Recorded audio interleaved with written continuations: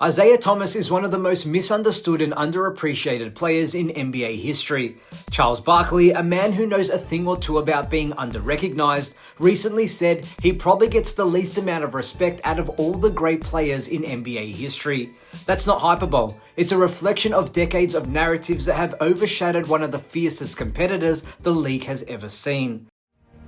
And Jordan for Chicago. Isiah Thomas for three! I respect Isiah Thomas's talent. To me, the best point guard of all time is Magic Johnson, and right behind him is Isiah Thomas. No matter how much I hate him. He's their premier outside shooting guy, especially their steal by Thomas. He's the greatest pure point guard ever.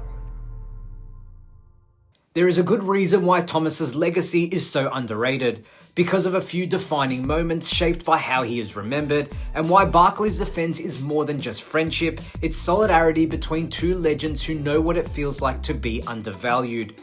Isiah Thomas wasn't built to be popular. He didn't chase applause for fanfare.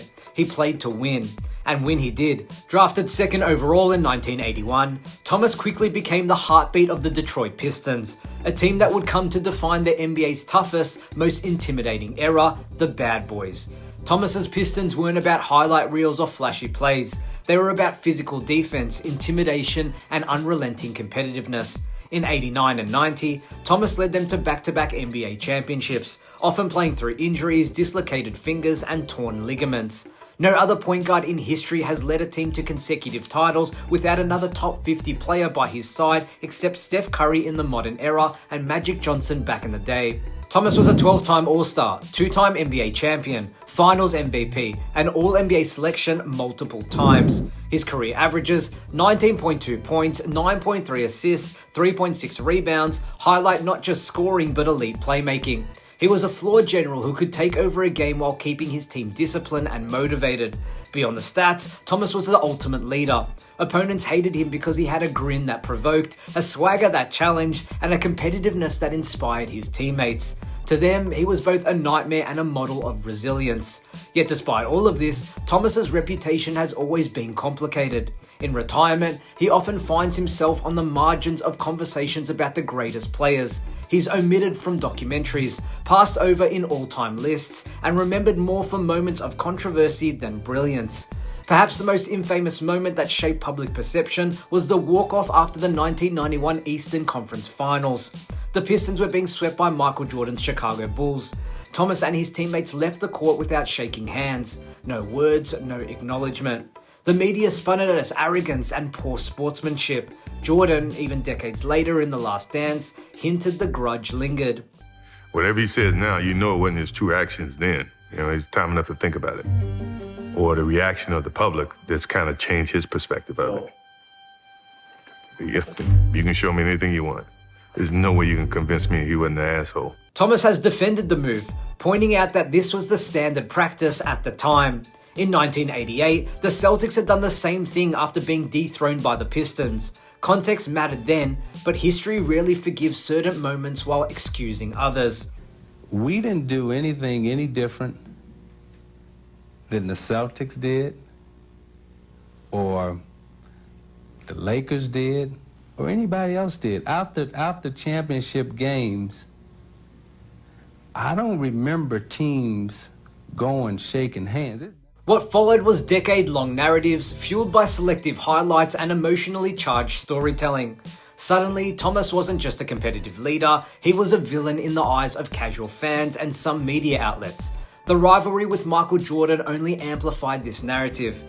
Thomas's Pistons famously frustrated Jordan, eliminating his Chicago Bulls in 3 straight postseasons, 1988, 1989, and 1990.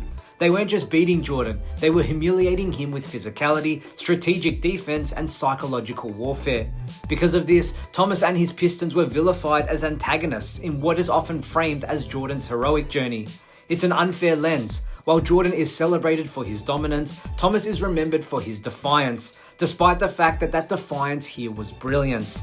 This tension carried into 1992. Thomas was controversially left off the Dream Team. Stories abound that Jordan's influence contributed, although Barkley has cast doubt on this being intentional. I thought, number one, I have no idea what happened, why he was left off the team. They never asked me, number one, about Isiah. Isiah probably should have been on the team. Regardless, Thomas's absence reinforced the perception of a problem player, a narrative disconnected from his unparalleled skill and leadership. Enter Charles Barkley, a man unafraid to speak his mind, and one who knows the sting of underappreciation. Barkley has called out the persistent lack of respect for Thomas, noting that he's probably the least respected of all the great players in NBA history. I feel bad for Isiah because he's the best little man ever until Steph Curry. He never probably got the credit or respect that he deserved. And I'll be honest with you, if I was in a game, if I had to choose, and I love Steph Curry, and I know people are going to go on the internet because they ain't got no life. If I had to choose between Steph Curry and Isiah, I'd probably go with Isiah. Why does Barkley's opinion matter, you might ask? Because he has first-hand experience. He played against Thomas, knew his dominance, and yet himself often feels overlooked.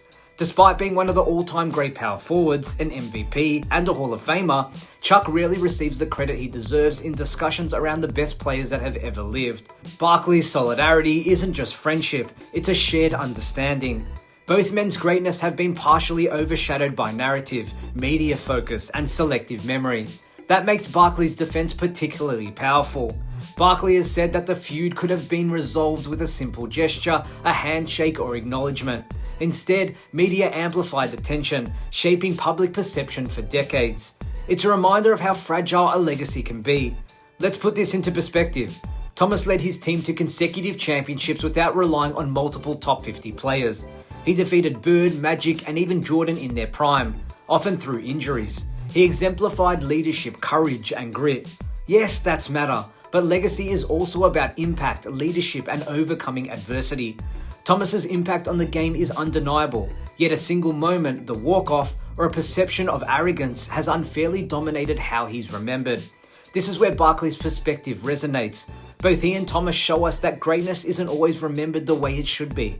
One misinterpreted moment or media narrative can overshadow decades of excellence. Isiah Thomas's story is a cautionary tale about how we remember athletes. Talent alone doesn't guarantee legacy. It's shaped by perception, context, and narrative. One misunderstood walk-off, a controversial omission, or a public rivalry can drastically alter public memory. Charles Barkley's defense reminds us that it's okay to challenge the popular narrative. Greatness isn't always celebrated the way it should be. Thomas deserves recognition not just as a champion, but as a trailblazer who redefined leadership, toughness, and resilience. But what do you guys think? Is Isiah Thomas one of the most underrated players in NBA history? Did one moment define him unfairly? How does Barkley's insight reshape understanding of legacy? Let us know in the comments below, and hit like, subscribe, and let's continue this conversation.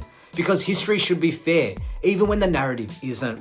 Thanks for watching. My name is Damian Peters, and this is Basketball Network. We'll see you in the next one.